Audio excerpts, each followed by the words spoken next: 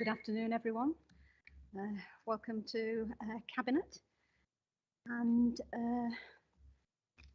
welcome to everybody who's watching us from the webcast. We have no apologies for absence for the meeting, and do I have any disclosure of pecuniary or non-pecuniary interests? No. Thank you. Item 3, the minutes of the meeting held on the 1st of April. Is everybody happy with those? Anyone want to move them and second them? Thank you. So then gets us on to a number of items which will be led by the Deputy Leader at Councillor Alan Vincent. Items 4 to 6. The financial position first. Thank you, Leader. Welcome everybody. The report is in front of you. The revenue position with regard to the outturn or the net expenditure for the year was 825,619 million against a budget provision of 844,851. So there's an underspend of 19.23 million on that. And on the capital programme, the programme was 160.420 million and the actual was 127.818. I think in terms of revenue, the pandemic obviously caused a great deal of uncertainty, and I think in those circumstances it's a good result.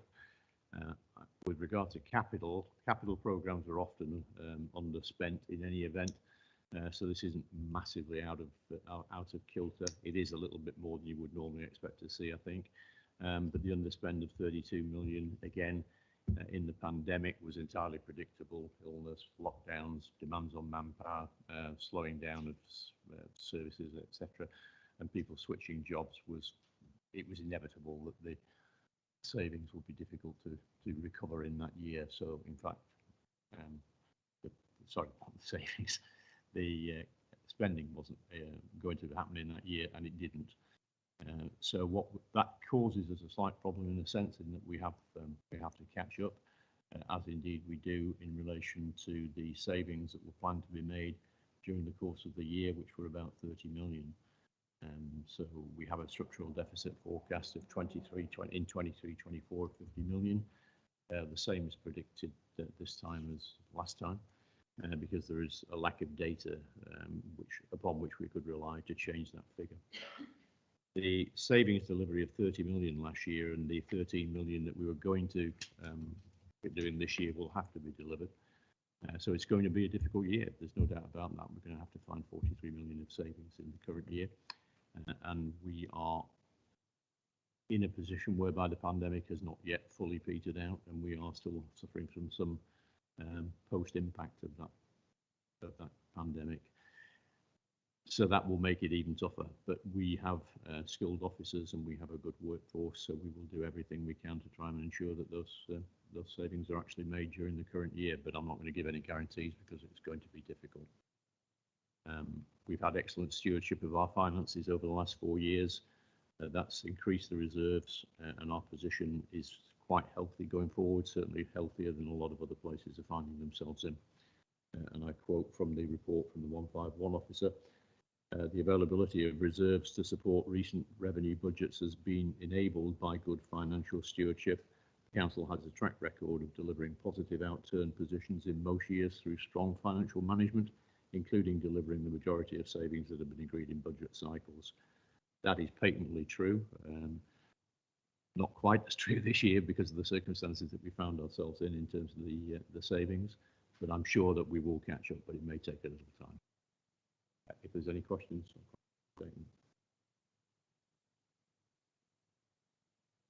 Thank you, Chair. Just to welcome the report and just to make a couple of comments. Agree with most of what Alan has said in terms of the report. It has been an exceptional year in terms of the pandemic and the pressures on the council. I want to thank, on behalf of my group, all the officers for the work they've done to keep us going through this pandemic. Yes, we've got to play catch up, and there's £43 million worth of cuts to find this year, and not everything may be achieved in these next 8-9 months. However, I think the other factor which will be interesting how that plays out is in terms of government, because normally when there is lots of government spending, at some stage they want to claw that back, whether it's through taxation or other things. and whether local government will get additional monies this forthcoming year in the autumn to support adult social care and children's services, or whether or not there's some sort of clawback and that money sort of dries up, and that will have a significant impact on reserves and how the council proceeds. So it's going to be a challenging year as well, I think, this year, and look forward to receiving the next report in a few months' time. Thank you.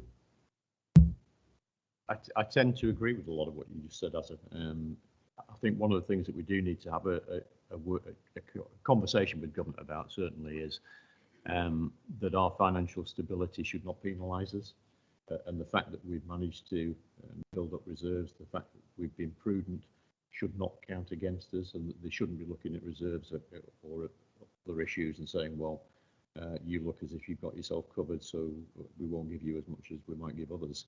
Because if we're penalised for saving money when others have spent it, that would be ridiculous, and it's something that we would have to push against. So certainly we'd want to have that conversation with government, I'm sure. Okay, Councillor Green. Thanks, Chairman. Can I thank Councillor Vincent for the presentation of the report, and it's a very well written report by the officers as well, so thank you to them for that. I think you made the comment that there's been good financial management over the last 4 years, and I would again pay credit to the officers who have steered us through some very difficult and challenging times and enabled us to make the savings so that we could continue to deliver quality services, but in a more cost-effective manner. And thanks are also due to all elected members that have played a part over the last 4 years. Undoubtedly, challenges lie ahead for us, as I set out in the report and as Councillor Vincent has just set out, but I'm sure we can rise to the challenge over the months and years to come, as we have done with the pandemic, which of course is not over yet, as has been referred to. So we still need to face the challenges of that and growing from that moving forward. Thank you. Thanks, everyone. No one else? Yeah, I would agree. It's a very, very helpful report and a very realistic assessment, which I think all of us are recognising here. So is everyone happy to accept the recommendations? Thank you. Yes. Okay, so we'll move on to item 5. Appointments to outside bodies. I think you all had an updated sheet. This has taken more time in the last week than anything else going forward. Hopefully this is now the final edition. No points to raise. Happy to accept that.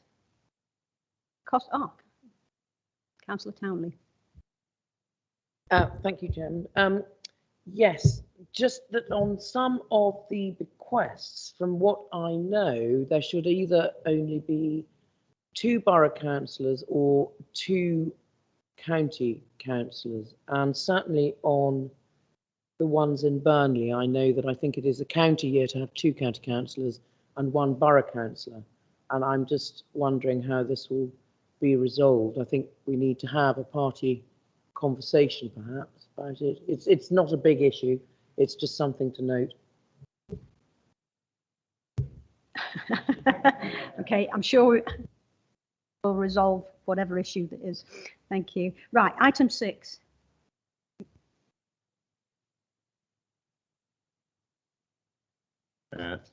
3 items. I don't think there's anything particularly controversial in them unless anyone has a question.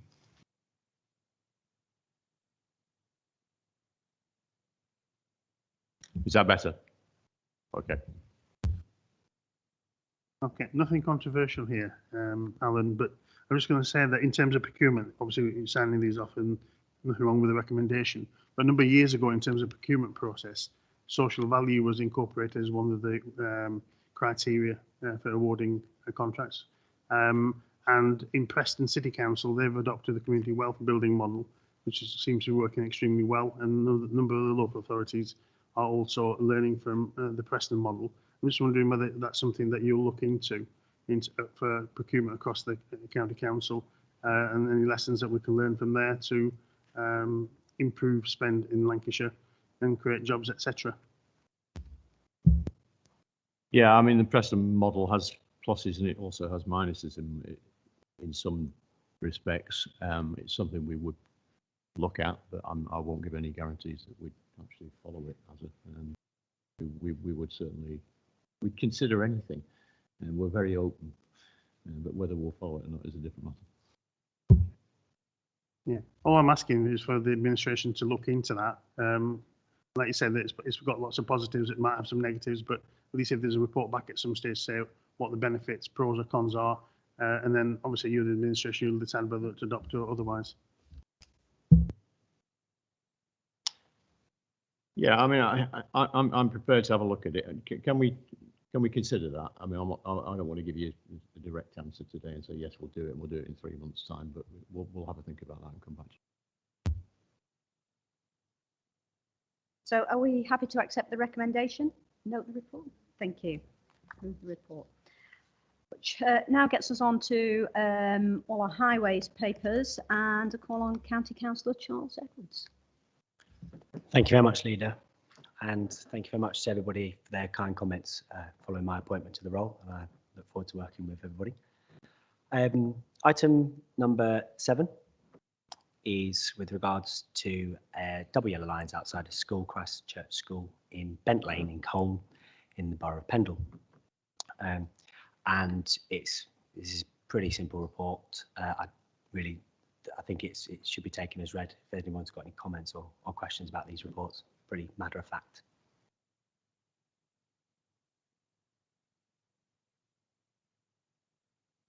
Yeah. Item 8. Thank you very much. Item number 8 is very exciting. The continuing of the installation of electric vehicle charging points across Lancashire, which is something really exciting that we've started over the last couple of administrations, and it's something that we're really keen on supporting and pushing forward as much as we possibly can. The report in front of us today is, again, it's really just a tidying up order. It's about just some positioning of some of the charging points that we've got. It's very interesting if you've read through the paper, if you read the objection that has been received.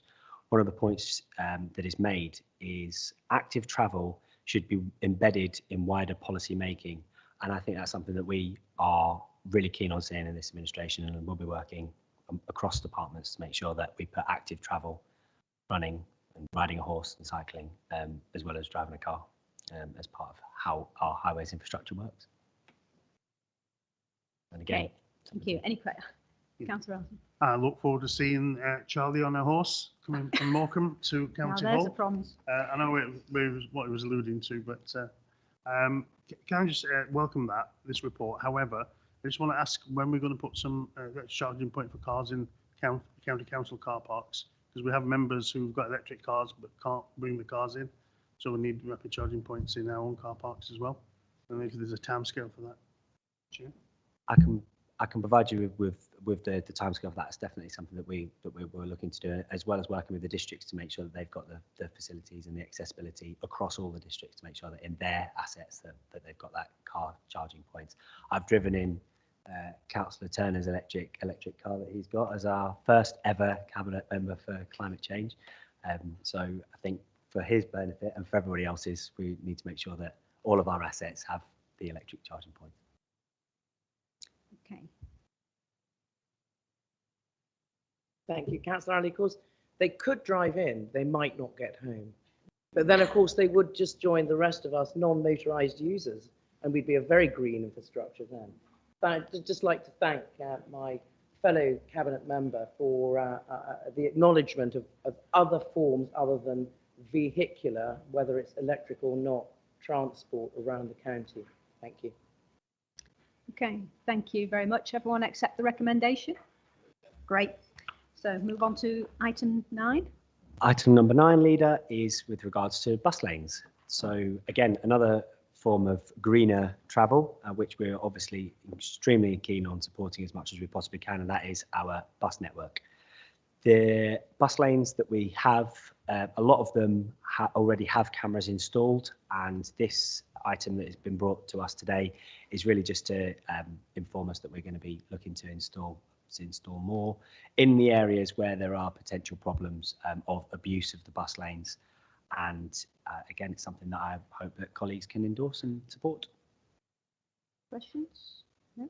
Everyone happy to approve? Oh, sorry, Councillor Turner. Yeah, thank you, Leader. Just a quick one for Councillor Edwards there.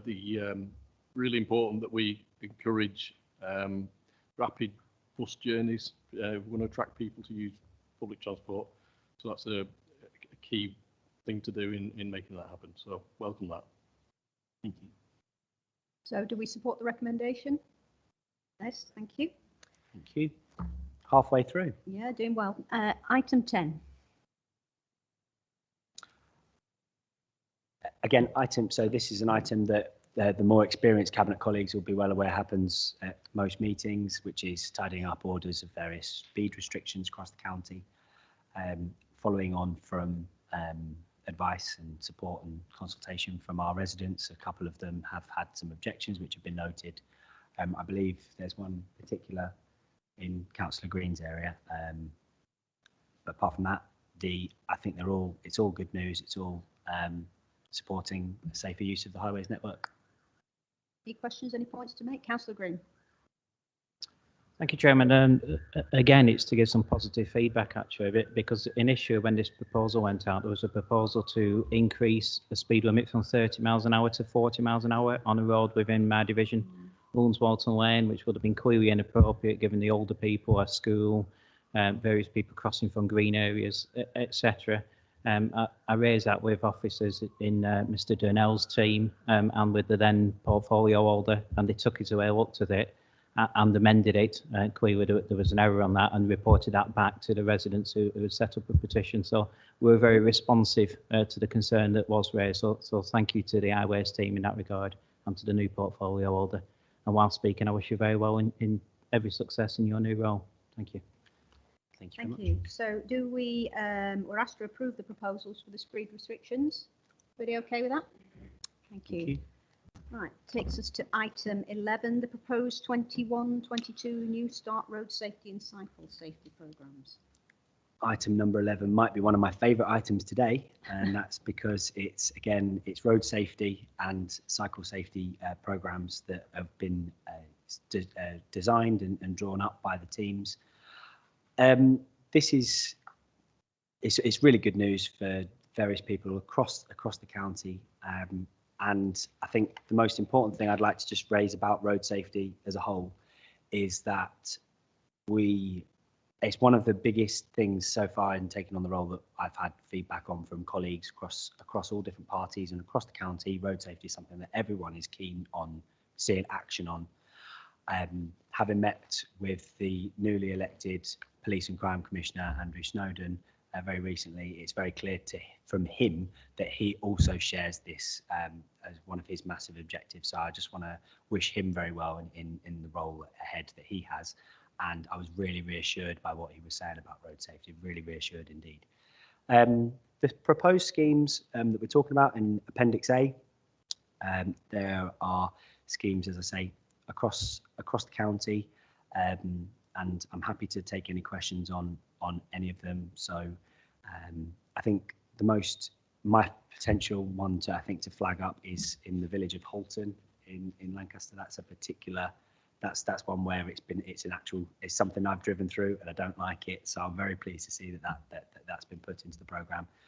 And I'm especially minded to draw everybody's attention who's listening to this to Appendix B, which is the cycling safety programme, where there is some county-wide monies that are specifically for powered poles and for red light cameras to help with cycle safety. And these again going to get allocated across the county. So while they might not, your division might not be mentioned in the reports, we're going to make sure that money is genuinely spent county-wide and that everyone sees the benefits of this funding.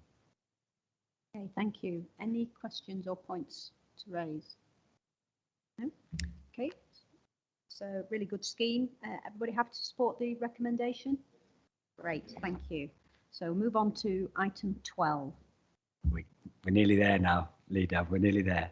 Item number 12 is a really exciting scheme, which is in the division of Leyland South, and my excellent colleague, where are you?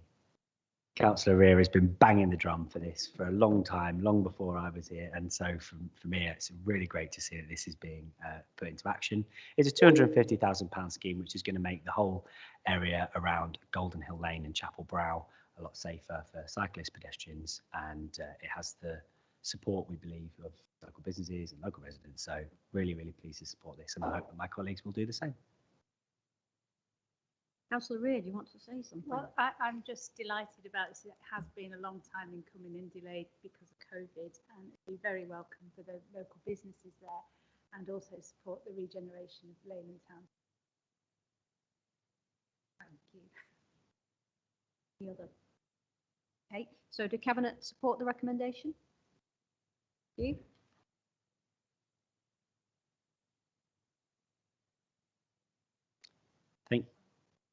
Thank you very much, Madam Leader. So this again is another bit of good news, and it is affecting the National Cycle Highway that runs through a number of constituencies within Lancashire, and here in Baxenden there's a little bit of an area where it just isn't quite safe. So the money that we're spending hopefully today will just make that whole area by Manchester Road and Church Avenue safe in Baxenden. I've consulted with the Member of Parliament, the excellent Sarah Brickliffe, about this, and she believes she's been fighting the drum for more road safety across her constituency, and so I'm just really pleased to say that her concerns that she's raised on behalf of her residents are being listened to. So well done to her and to everybody else who's contacted me about various road safety schemes. Thank you. Any points to raise? Any questions? No, as you say, a really good scheme. Well, very welcome, I'm sure, to the residents. So do we approve all the, well, there's 4 items there for approval. Okay. And number 14, various roads in the Preston city centre. Thank you. I think this is the last one.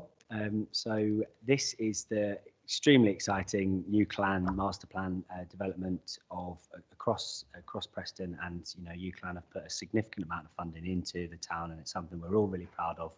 We're proud of all of our universities, and UCLan are just amazing.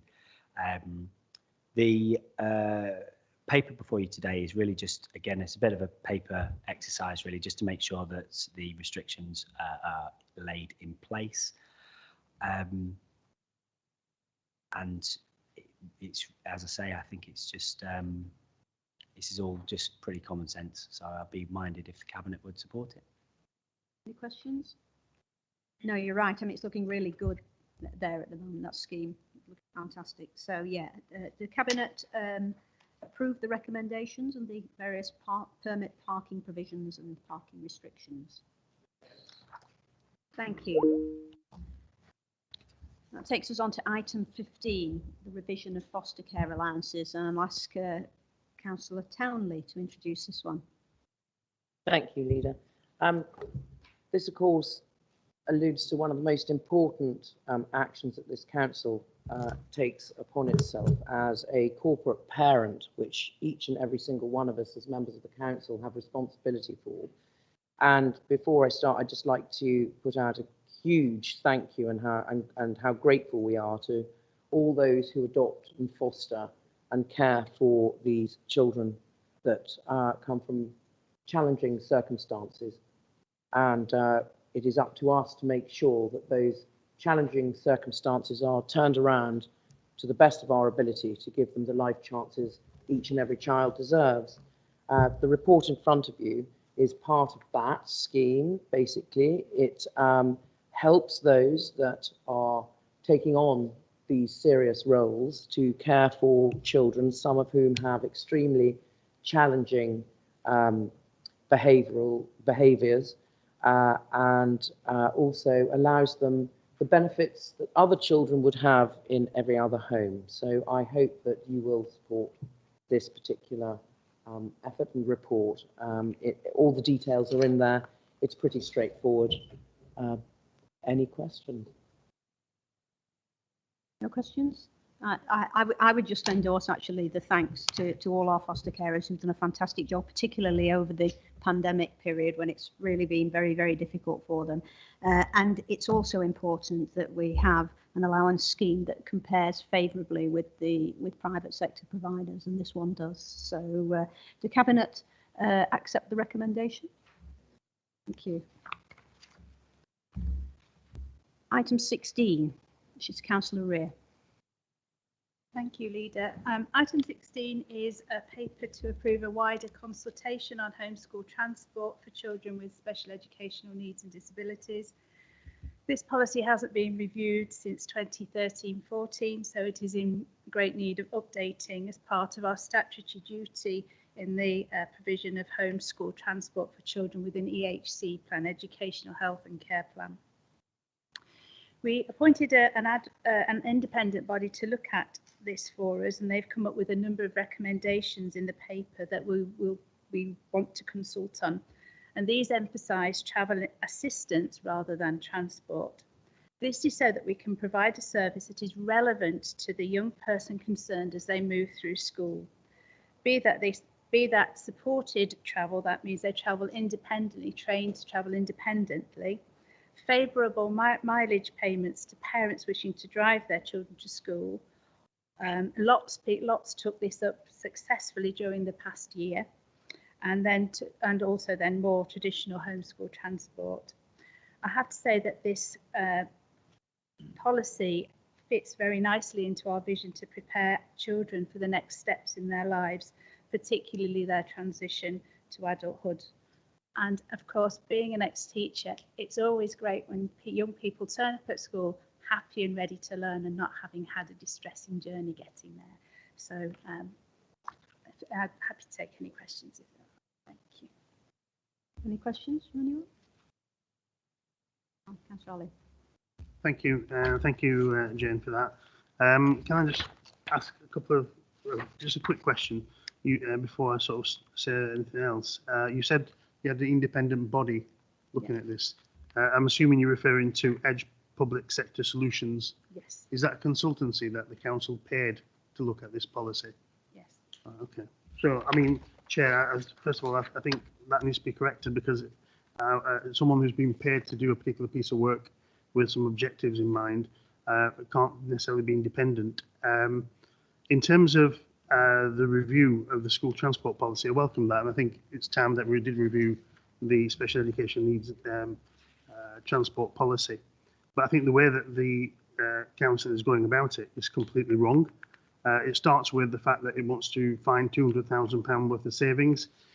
So the people that it wants to penalise are children who've got special educational needs, and the way that the policy, the draft policy is written, makes that very clear. In terms of page 240, where it talks about the emphasis of the policy should be travel assistance rather than transport, and I think it's horses for courses. Some children with special educational needs and the families would be open to support and to go down that particular path. But it should be something that's voluntary rather than mandatory, where people are forced to take that option, because each child is unique. Each child will have his or her own EHCP plan, and you just can't treat everybody as though they've got the same needs or same challenges. So further down in the report, you say the main changes in the policy are the delivery of a structured independent travel training programme, and that's absolutely fine. Parents are required to do all that is reasonable, but some parents have multiple children who go to different schools, and that one child who has special education needs might not be able to be taken with other children to that school. Sometimes taxis are appropriate because it's one person. So each child, like I was saying, Jane, is unique and has very different needs. In the document as well, you talk about how it will be assessed, entitlement, etc. And it says on page 244, which is page 2 of the report, that it's all bear in mind that the decision to provide transport is based on the child or young person's needs.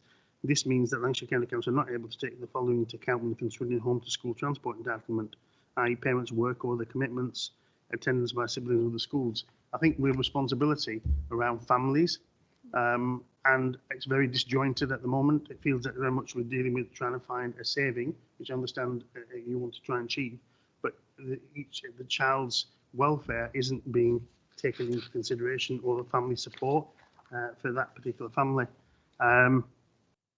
The other thing that I'm concerned about is that this is for children and young people from 0 to 16.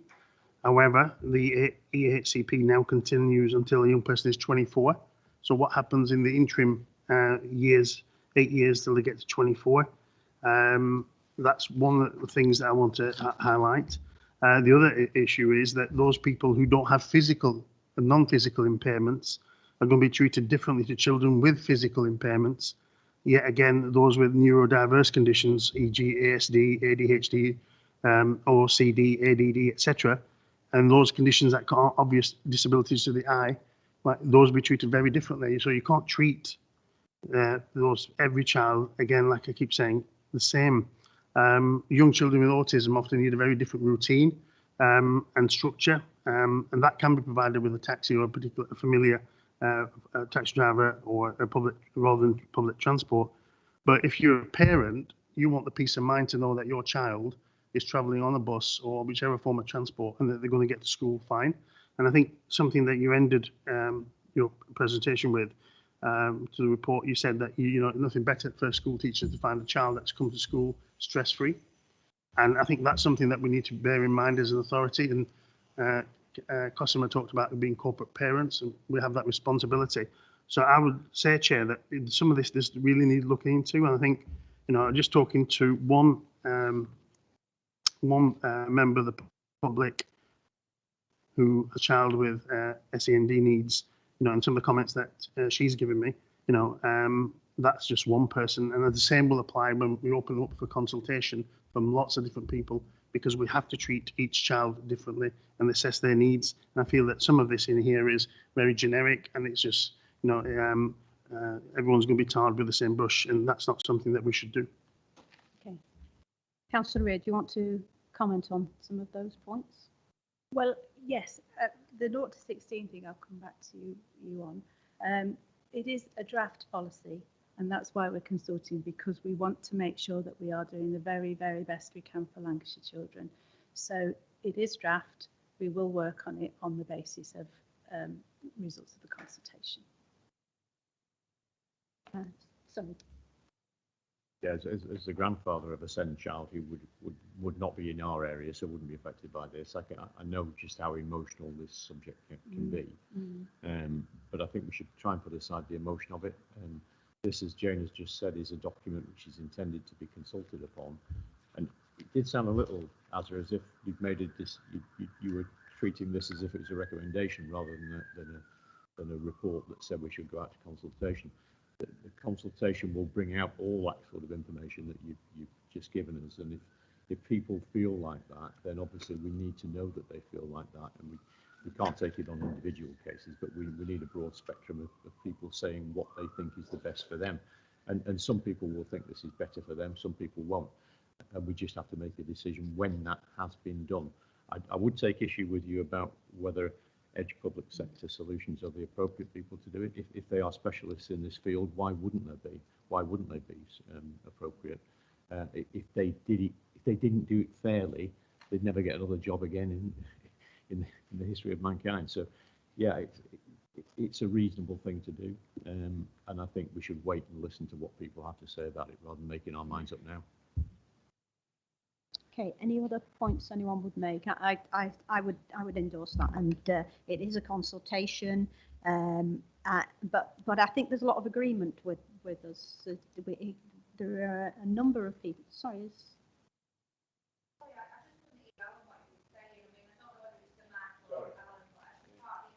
Okay. I changed it for David, but Okay.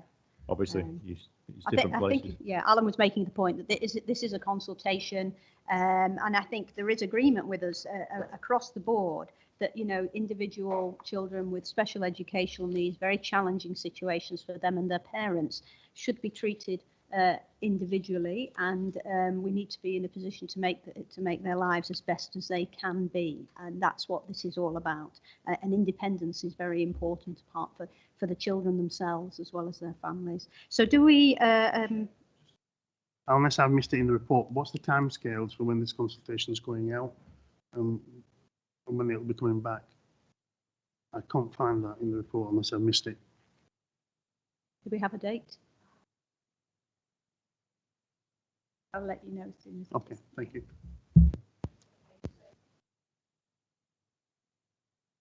Thank you very much. Thank you.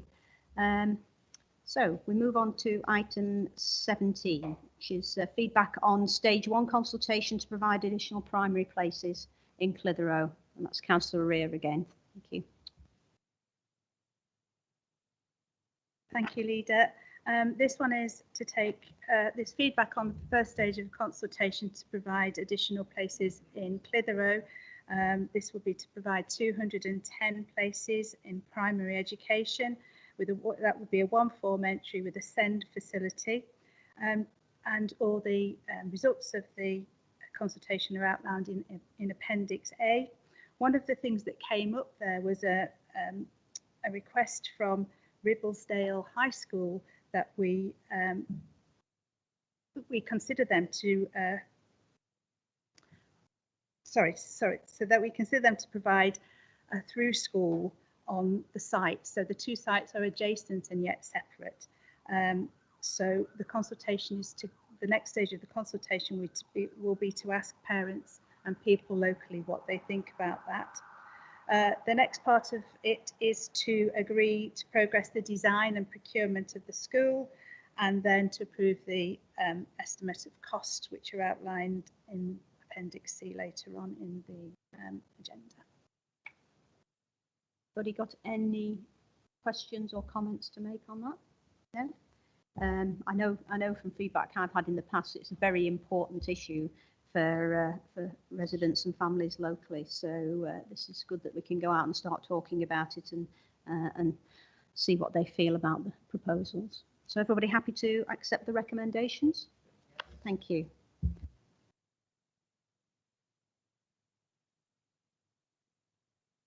Yeah. Thank you, Leader. This paper is set to reorganise and tidy up the process for selection and very rare, thank goodness, removal of LA governors. In short, the consideration of applications will now be done by a panel before they're sent to schools for their consideration and approval. The panel have been identified already and they are good to go. And that will mean our job reverts to what it should have been, and that's to identify and encourage people from all walks of life to apply to become a governor, which from my own experience has been extremely rewarding. A couple of points to note in Appendix A. What we also asked the team to do was to redesign the application form so that it provides opportunities for the applicant to tell us as much about themselves as they possibly can before the application is then approved to go out to schools. And the other thing that we've noticed when we've been looking at applications is that those that are already serving governor in the school and wish to extend their term of office had to go through a very, very long process, and they were known to the school. So we've also changed their application form to make it a bit more fast track for them and not so onerous for existing governors. So that's about it. I'm happy to take any questions. No? No questions? Right. The governors are our largest group of volunteers across the county, so we owe them a great deal of thanks for all their efforts. So the easier and smoother we make the application process, the better. So do we approve the revised procedures?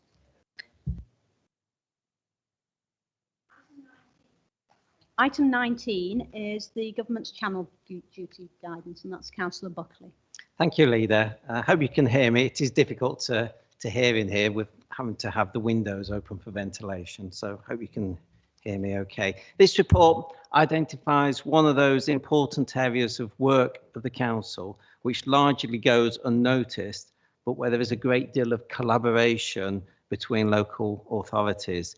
The aim of the government's channel programme is to protect people at risk from radicalisation, basically to safeguard those identified as vulnerable to being drawn into terrorism.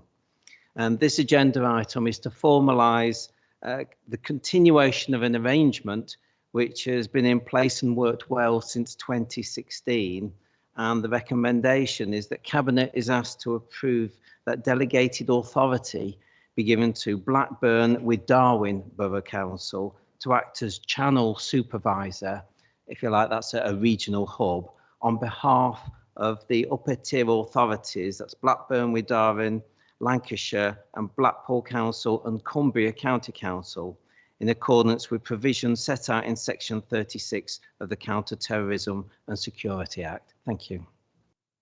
Any questions? Any points to raise? Nope. Okay, so are we happy to accept the recommendation? Thank you. Okay, so item 20 is just to record the items of urgent business that we've taken since the last Cabinet. There's just one there, which is the outcome of the procurement process for Wennington Hall School and the proposal to consult on closure. Comments on that? Okay, so there are no urgent business, and the date of the next meeting is the 8th of July 21 at 2 p.m. County Hall. Whether we will be in this room or not, I don't know, but we will see. Next stage is the intention to conduct business in private. We've not had any representations about that, so is everyone happy to move to private session? Yep. Okay, so we just need to be